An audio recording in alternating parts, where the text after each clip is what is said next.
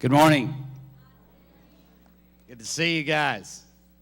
You know, it was it was the Sunday right before Christmas for me, and it was 1978. And my mama had it in her mind that we were going to take a Christmas picture right after church. And if you're not from the South, you don't know this, but when Mama says we're going to do something in the South, it's going to happen. That's the way it is. And so I would have been dressed much like I am right now, except in 1978, I had a smashingly good-looking double-breasted suit with big padded shoulders, so I looked like I was incredibly strong. Yeah. How many had one of those suits? Oh, yeah, I was awesome looking, I got to tell you. And I had muscles then, and yeah, it was pretty good. They just shifted. I've still got them. And so it was Christmas morning. My mom was so excited, and she was just bouncing around, and she had 3 cameras, so if the first 2 didn't work, she'd get the right picture. And I just started the University of Tennessee, and I knew that there was another thing, is if I didn't cooperate with what Mama wanted to do, my dad had a word to say about that, and it didn't matter that I was now 19, almost 20. Excuse me. And so, long story short, we were going to take the picture whether or not I wanted to or not. I even had the little hanky. I had the same color shirt, and it's not the same tie, but it's pretty daggone close. So I remember standing there beside my mama, and my brothers had gone on. They weren't living in Knoxville then. And we took the picture, and the person taking the picture said, "Tim, I know you know how to smile. Go ahead and smile." But you see, I didn't want to. Because on Saturday, right before the Sunday, when we were supposed to take this picture where I was looking so fine, I'd gone over to the love of my life's apartment. You see, we'd started dating when I was in high school, and we dated those almost 2 years, about 18 months, just beyond. And her name was Jody, and I knocked on the door, and the door kind of swung open. And I looked inside, and there was furniture, but no clothes, no picture on the wall. And obviously absent was Jody. And I'd gone over to pick her up to let her know what time we were going out for supper that night. You see, Jody and I were planning on being married. And I walked in the apartment, I looked on the table, and there was a piece of paper folded like a tent. And on the paper it said, Tim. And I opened it up, and on the paper were these words from the love of my life that I was going to marry. Dear Tim, you're the most amazing man I've ever met. That's what I'm talking about. Yeah. I'll love you forever. Goodbye. What's that? And she meant it. She was gone. And do you know, I never saw her again my entire life. And I can remember that Christmas, I was standing there with my mom, and when the guy said, Tim, do you know how to smile? Well, they were right. I wasn't smiling, nor did I want to smile, and I thought that I was going to die. And no disrespect to anybody in here, but I was hoping that everyone's really cool-looking clothes would just go up in flames, and everybody'd have to deal with walking around naked. I was hoping that a lot of things would happen, that everybody would quit singing, Glory to God in the highest. And I can remember this deep sadness in me because I thought everybody ought not be happy right now. Where's all this joy stuff going on? Do they not understand that my entire world is falling apart? Don't they understand the deep sadness that's in me right now? And what is there so much to be rejoicing about? It was as if there was this huge gap, this huge margin, this huge almost conflict going on within me, because I knew that on the outside I looked like there was going to be a party happening, that it was going to be fun, and that I was going to enjoy this great Christmas season, and my mom was going to be happy, and it was going to be a great Christmas. But on the inside, for the first time in my life, I'd experienced sadness like I did not know was possible. How many of you can identify with that at Christmas? You know, you have these things happening, and maybe some of you are in that place this morning. Well, in our passage this morning, we're looking in the book of Ruth. And if you would note, if you go to the book of Matthew, chapter 1 and verse 5, you'll see Ruth listed in the ancestry of Jesus Christ, because that's been our series. Up to my left and right are the passage there, and in between Rahab, who was the prostitute, and King David, who killed a man because he wanted to take his wife, is this woman named Ruth. And so we ask our question, why would that person be there in the middle of this ancestry that is the ancestry of Jesus? Well, I'd like for us to look at that just briefly this morning. If you have your Bibles, turn to the book of Ruth, and I'm not going to read the entire first chapter here, but there's just a couple of things. Beginning in verse 3 says this, Now Elimelech, Naomi's husband, died, and she was left with her 2 sons. They married Moabite women, one named Orpah and the other Ruth, which was my mama's name. And after they had lived there about 10 years, both Mahlon and Chilion also died, and Naomi was left without her 2 sons and her husband. Now, what had happened very quickly is there was famine in the land, and these guys were from Bethlehem. This husband of Naomi, and they had left to live in the land of the Moabites, were a pagan group of people, and they'd gone there because there was famine in the land near Bethlehem, and they went. They had their 2 sons. Their 2 sons grew up. They got wives from there among the Moabites, and then the husband died, and then the 2 sons died.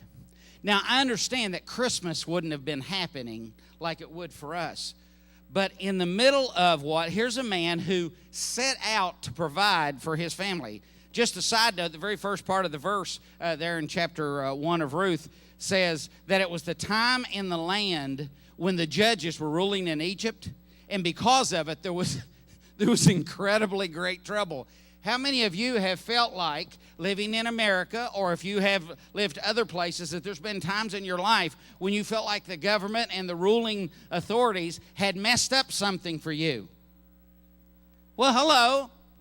So I want you to get this, that there was this great turmoil, a great many things that were completely out of control of this family's life, and now they were having to deal with the consequences. So bad strike. They go to a place where they could kind of adjust or deal with or actually make a go of it so their family could eat. And you get there, and now imagine you're Naomi, you get there, you now have this full family, your sons, as you've dreamed, you've raised up to get married, and it's going to be a great celebratory time, and all of a sudden your husband dies, and then your 2 sons die. While there wasn't Christmas at that time, I'm guessing that you recognize that would be a pretty deeply saddened thing for you. Does that make sense? So now you're a mother who has no one from your biological family, and you have 2 daughters-in-law. There are those that are sitting here this morning that understand when I say that there are margins between what Christmas is supposed to be about and the celebration and the things about family, that some of you are hanging one less stocking over the Christmas mantle this year. Some of you are sitting here knowing that all of family has come in, and in the family coming in, you know there's somebody not there because there's discord in your family. And you're wondering, where is this incredible joy of Christmas? Why is everybody so dressed up? This woman named Naomi, her name actually meant pleasant. Isn't that cool? Have a name that's pleasant. And she goes on to say, as she goes, the story is the husband dies, the 2 sons die, and the 2 daughters go back and forth. And we're going to talk about Ruth just briefly in just a second. But they get ready to go back, and as she goes back and they finally get back to Bethlehem, her friends from the past see her coming and say, "Isn't this Naomi?" She says, "Don't call me Naomi anymore." She says, "Call me Mara, because my life is better. Let me ask you something. Have any of you ever personally experienced or observed or had somebody in your family that if you went up to them and said, "Hey man, Merry Christmas," they'd look at you and say, "What's so merry about it?" It's a hard time, right? These people had an incredibly hard time, and into this life came this woman named Ruth, and let's talk about her briefly. And in the middle of these difficult times, we have this woman named Ruth, and we hear her talking because the mother was feeling so overcome by this incredible bitterness and trouble. Here's what happened. She decided to go back to Bethlehem, and she said, "Daughters, I know that you're from the Moabite people here. Go worship your gods. Go do your thing, and I'm going to go back because I can't give you any more sons." And earlier in the series, we were talking about how often it was a custom that the brother, if a husband died, that the brother of a husband would take them on and take them as a wife and provide for them. But she says, "Look, I'm too old for that." And an interesting thing happens. She tries to persuade them to leave, and Ruth's sister, goes back. But Ruth says this to her finally in verse 16. "Don't urge me to leave you or turn back from you. Where you go, I will go. Where you stay, I will stay. Your people will be my people, and your God will be my God. Where you die, I'll die, and there I'll be buried. May the Lord deal with me be ever so severely, if anything but death separates you from me." This woman, Ruth, was dropped into the middle of this incredible bitterness. Instead of pleasure, bitterness.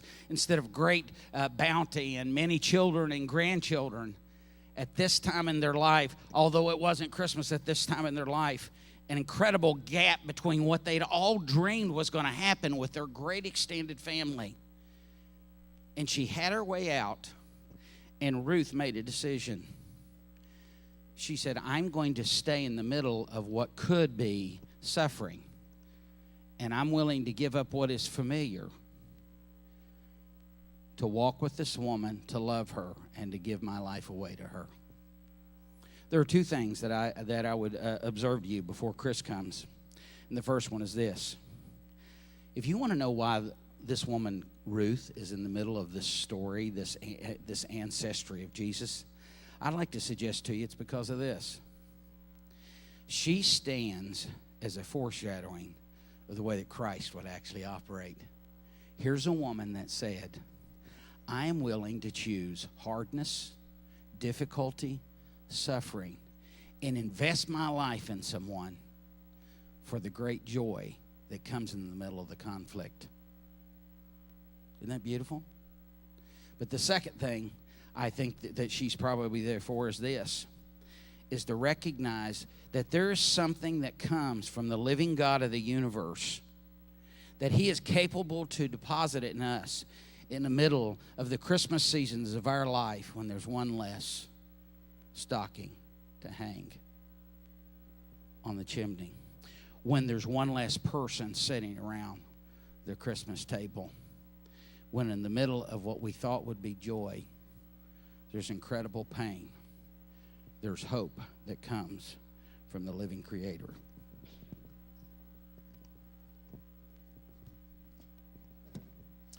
When we experience that level of incredible pain, whether Christmas or otherwise, one of the first questions we ask ourselves is God in this?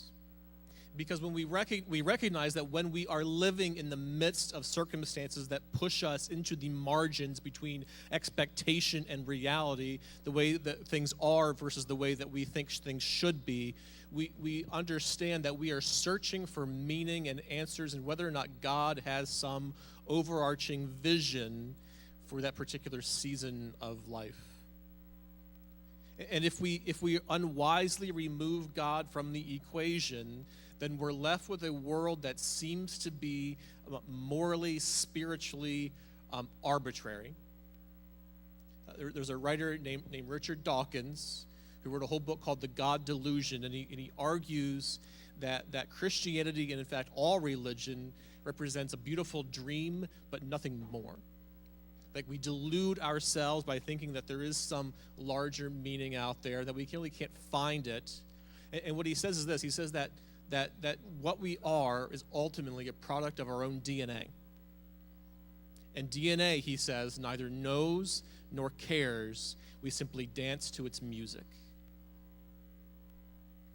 Others, international novelist Anais Nin says that there is no master story out there. It's just individual stories that we tell ourselves to try and assuage the grief that we each feel. So when we look at a person like Ruth, we're looking at a person who is dealing with grief of a magnitude that some of us can't really comprehend. And as Tim shared, that as when the holidays approach, there are those of us in this room who feel as though we are caught in that margin between what we want from Christmas and what we actually experience at Christmas. Here's what God is doing in the story of Ruth. He's reaching in, he's stepping in, he's guiding and superintending a process by which he takes this young woman from a place of margin to a place of redemption. Look with me in Ruth chapter 2. This is verse 1. Now Naomi had a relative of her husband's, a worthy man of the clan of Elimelech, whose name was Boaz. And Ruth the Moabite said to Naomi, "Let me go to the field and glean among the ears of grain after him, in whose sight I shall find favor." And she said to her, "Go, my daughter." See, what happened back then is that it was largely an agrarian agricultural society, and they would have people who would by hand go and like harvest the crops, but they would often have like leftovers lying on the ground afterwards, and it was not uncommon for the very poor to go and to actually just pick up pieces that were left over so they could just eke out some menial existence. And landowners, if they were kind, would allow this to happen. So at this point, Ruth's only hope for survival is to go glean and maybe find favor in the eyes of this guy named Boaz. Verse 3, so she set out and went and gleaned in the field after the reapers, and she happened to come to the part of the field belonging to Boaz, who was the clan of Elimelech. And behold, Boaz came from Bethlehem, and he said to the reapers, "The Lord be with you." And they answered, "The Lord bless you." Then Boaz said to his young man who was in charge of the reapers, "Whose young woman is this?" And the servant who was in charge of the reapers answered, "She is the young Moabite woman who came back with Naomi from the country of Moab." She said, "Please let me glean and gather among the sheaves after the reapers." So she came, and she has continued from early morning until now, except for a short rest. What I really like about this story is that like Boaz recognizes Ruth right away, and she's already made an impression among the other reapers for not taking a rest at all. Like she's been just relentless and out there gleaning and just being a really hard worker. And what really is kind of funny to me is that Boaz starts to be really interested in the fact that she's really buff. Like he's really into that. So what he starts doing is he says, "Listen, I want you guys when you're reaping, when you're working, drop a little extra. Like don't tell her, just drop a little extra." And he greets her, and there's sparks flying, right? There's chemistry in the air. We don't see that right away. Hold on. And basically he says, "Listen, like I'm going to honor and honor you. Like here's more to take home." But I think he's kind of into the fact that she can lift that much. Like he's into like the whole broad shoulders thing. I'm not sure what's up with that. But now the story is taking this decided turn. And so when Naomi hears about this, when Ruth's mother-in-law hears about this, she thinks that now their entire fortune has turned. So she hatches an elaborate plan like all moms do when she sees two single people out there. And she says, "We're going to get you guys together by any means necessary." And her whole elaborate scheme is to wait until nightfall after Boaz is done working on the threshing floor. Okay, that cocktail dress you've been saving, okay, go put that on. Some nice lipstick, some nice shoes, a little mascara wouldn't kill you. And I want you to go to him, and when he's asleep, I want you to lie down at his feet. So what she does is, and this is chapter 3, flip over here. Chapter 3, verse 6. So she went down to the threshing floor and did just as her mother-in-law had commanded her. When Boaz had eaten and drunk and his heart was merry, he went to lie down at the end of the heap of grain. Then she came softly and uncovered his feet and lay down. Okay, now hold on, because there's a lot of commentators out there who want to try to make all kinds of like interpretive gymnastics about how scandalous this was. I don't think so. But here's the thing. This is the threshing floor. Like what he was doing was like he was like basically they would actually toss grain in the air to separate the good stuff from the chaff. So one of my professors at seminary, he said that, listen, we don't have to see anything scandalous here, but there is literally fertility in the air. Like that's the overall literary like context we're looking at. So there is something here of a romantic nature, even as obscure as these practices might seem. And so, like uncovering his legs was kind of an act of submission. Like she's laying down here and kind of draping like his cloak over both of them now, saying, "Listen, now is the time that you should start like getting interested in me," because she knew that Boaz knew that her past circumstances were not that great. And what she's saying to him now is basically saying, "Listen, I'm available. Like this is okay now." And doing this as an act of submission was kind of a way to get at the situation, because I don't know about you, like I've never been in a situation where I've had to ask out my boss. And so to get his attention without like overstepping her bounds, she does this. I didn't hear that, but I'm assuming it was something really terrifying. So now Boaz, in the middle of the night, well, this is verse, we'll read it rather than summarize. At midnight, the man was startled and turned over, and behold, a woman lay at his feet. There's an exclamation mark there. I really like that. Come on. I mean, really? This is so weird. He must have been a good boy that year. I get cold in my stocking. This guy gets a girl in his bed.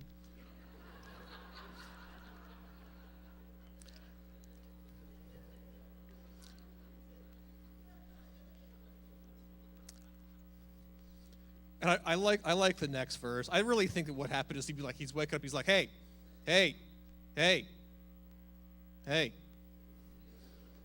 how you doing?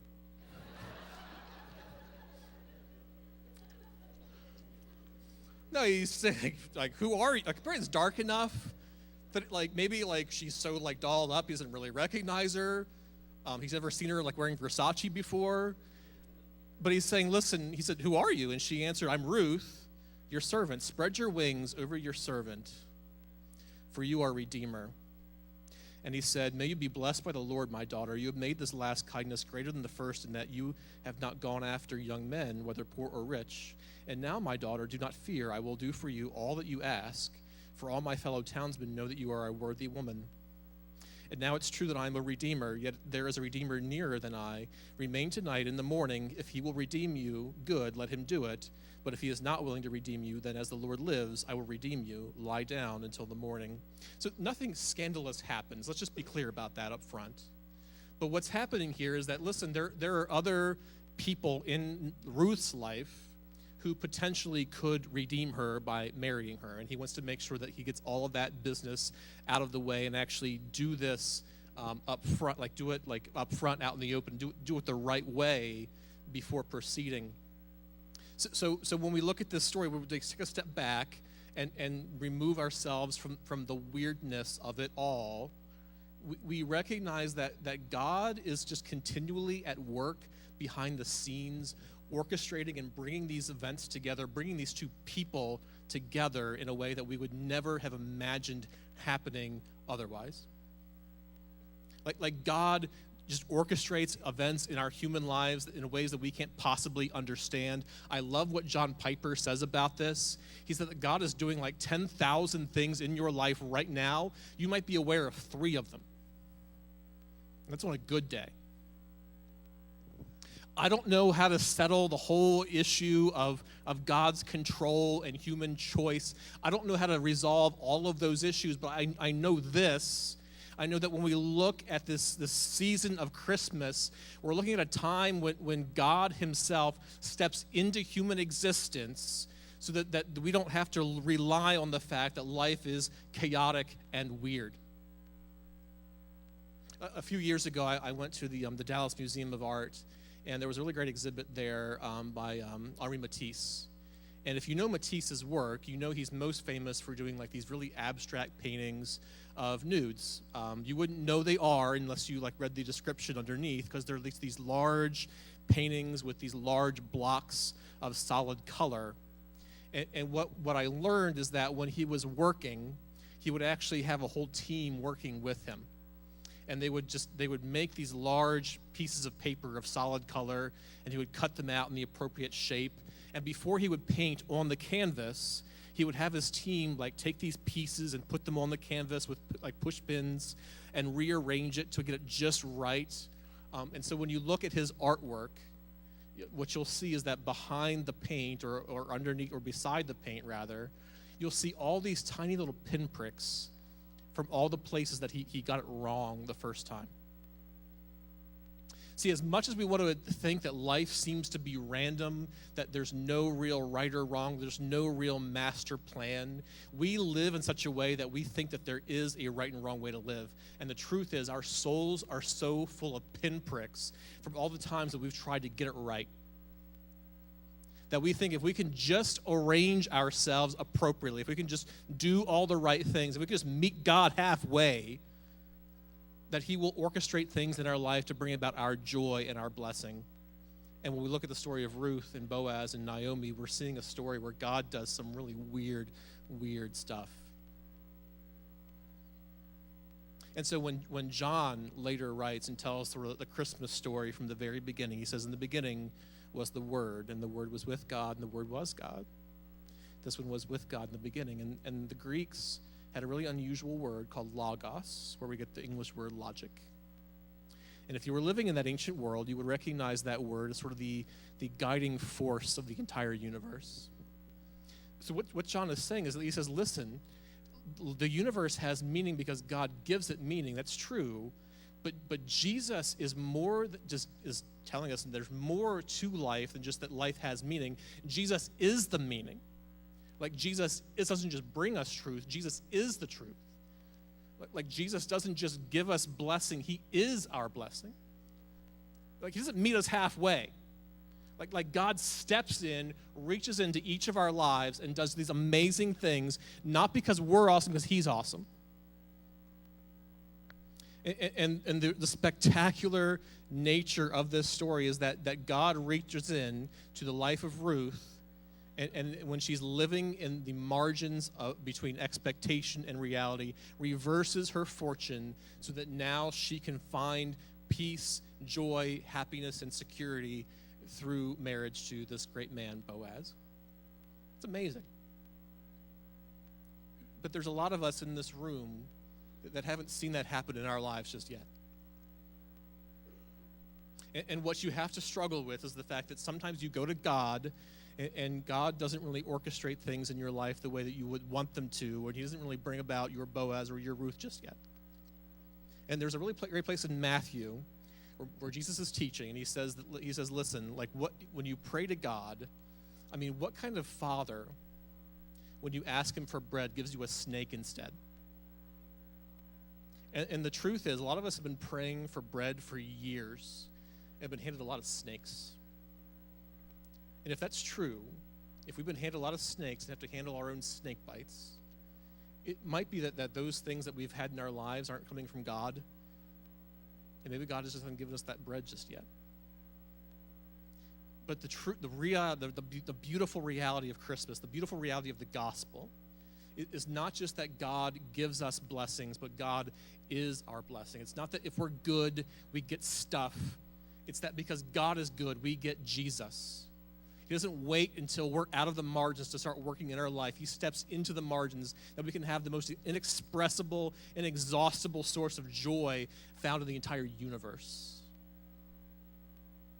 And so if that's you this morning, if that's you living in those margins, then we recognize that when we celebrate Christmas, we're celebrating a holiday that historically has been known as Advent, looking not just to Jesus' first coming in the manger, but his second coming through glory to restore all things and make all things right. And if that's true, if that's what we're looking forward to, then we recognize that we do have a Redeemer who is greater than Boaz, greater than everyone else in the world, who loves us and wants to seek our good. It's amazing how being the third person in the sermon makes you pay attention to the first two parts. And once again, we see that foreordained from the foundation of the world, that Chris inherits in every passage the difficult, kinky parts to explain to the church family. I didn't even do this at this time. I mean, it's a God thing, Chris. You just get that.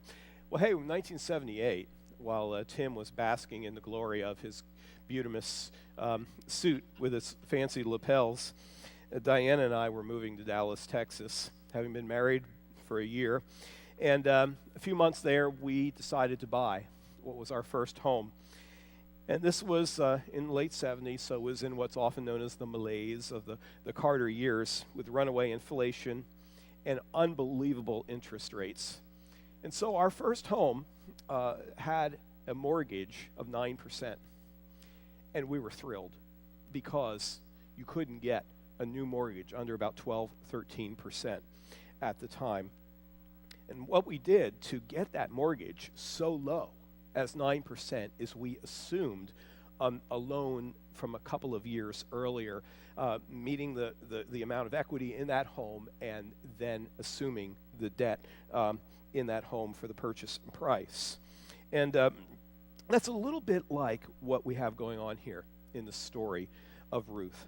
Naomi was old, of course, as we've heard, and with Ruth coming back to her homeland, they together were widows, two different generations, but widows, poor and destitute, truly living in the margins. I mean, literally living on the margins. This has been described, gleaning that little bit that was left over. And even in the culture of the day, some folk, and surely this was going on in Boaz's field, is they didn't go all the way to the end. They left some of the edges and the perimeters, the margins of the field for the poor, that they may eke out an existence. That's what's going on in the fields of Boaz, a relative of Naomi's deceased husband, Elimelech. And again, for this story to make sense, you need to remember all the inheritance issues and so forth, and of a redeemer who could come along and in the name of that family redeem, assume basically the mortgage on the land, and let the people live there and marry and so forth. So it'd be a little bit like assuming the mortgage, except that you didn't actually live there. The people, other people lived there, and you let them do that, and you provided other help for them to sustain and to do that. These are the times. This is the culture of the day, and this is what's going on. Boaz, it says in the scriptures, was a just man. He was willing to fulfill this role, but there was one person who was closer and would have the first kind of right of refusal relative to this obligation. We pick up in chapter 4.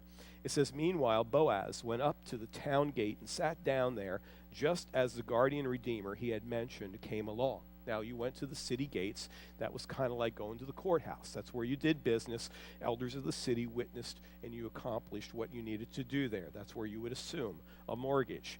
Boaz said, come over here, my friend, and sit down. So he went over and sat down. And Boaz took 10 of the elders of the town and said, sit here. And they did so. So we're going to do some business here, the way you say it in Jersey. Then he said to the guardian redeemer, Naomi, who has come back from Moab, is selling the piece of land that belonged to our relative, their family, their extended family, our relative Elimelech.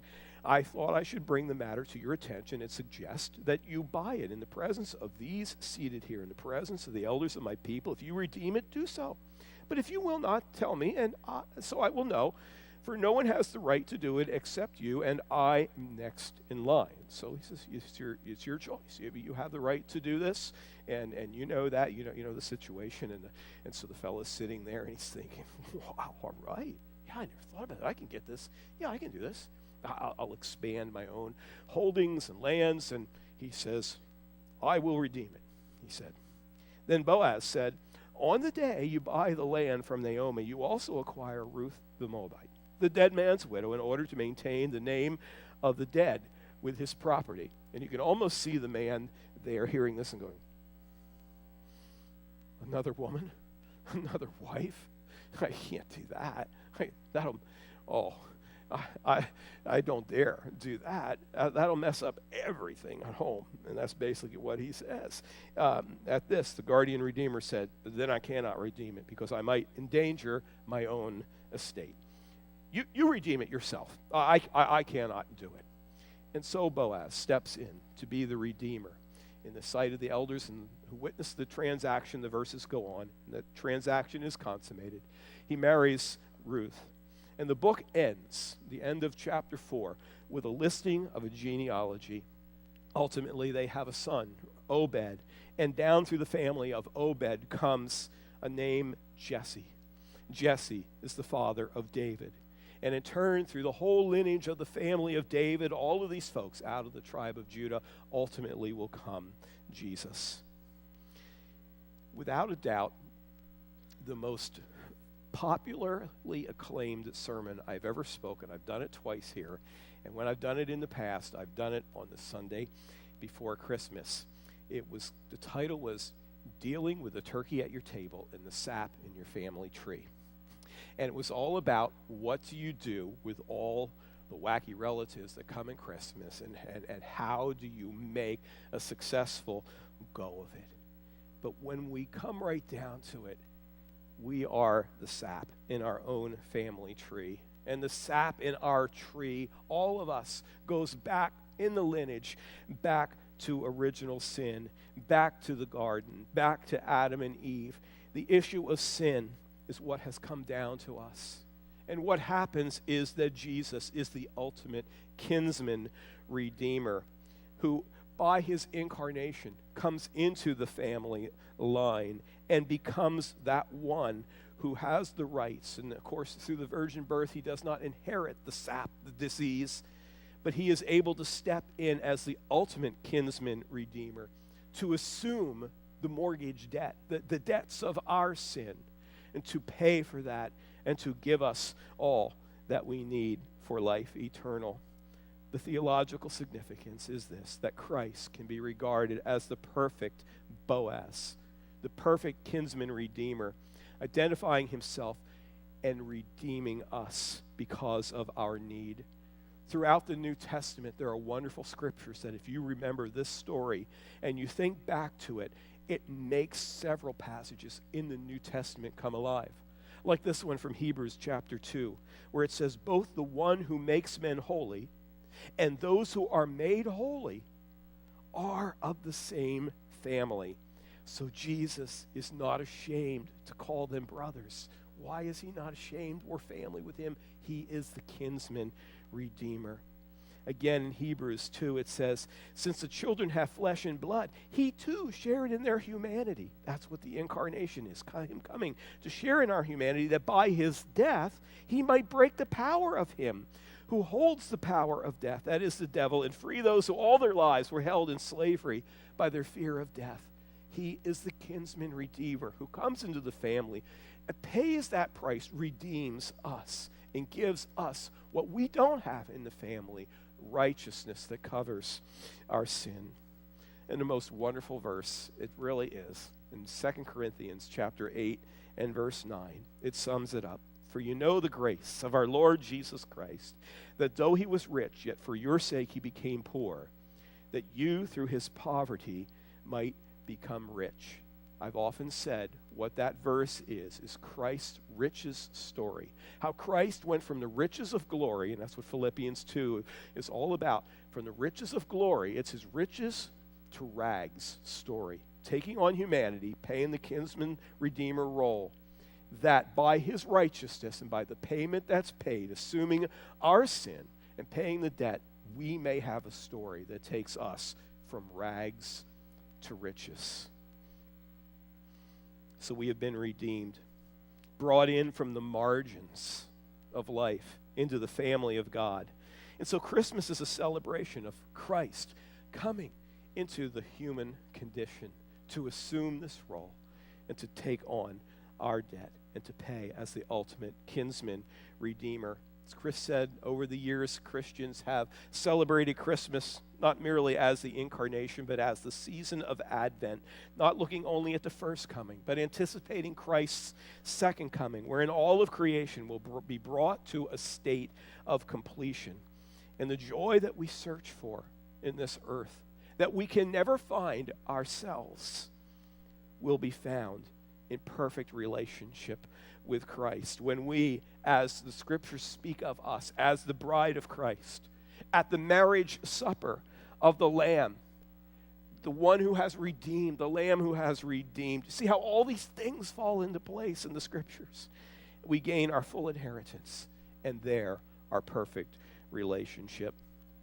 I remember the final months leading up to the time that Diana and I were married. We were very happy. We were very expectant about what was forthcoming in weeks or months. And I remember those times when we would be together, and the night would be late, and it would be time for wherever we were, we had to go our separate ways. We had to go home, but we hated it. We wanted to be together. We hated constantly having the frustration of having to say goodbye and look for that day when we wouldn't have to say goodbye again. And likewise, also at Christmas, a single calendar day, this day can't hold all the joy that you hope for in your heart. I mean, it can be great because we reflect on what Christ has done. We reflect on what is to come at the marriage feast of the Lamb.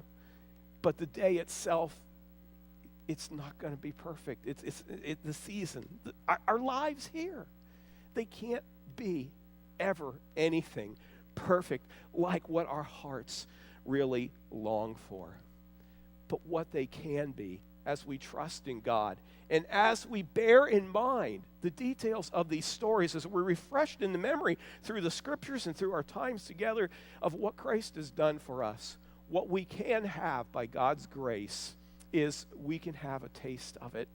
We can have a sufficient knowledge of it and a sufficient experience with us that gives us, even with disappointments, which we can't get rid of them all, even in our disappointments, even in the sadness, even in the loss, even in the unfilled expectations and hopes, we can have a sufficiency in Christ because a marriage day, a great day, is coming.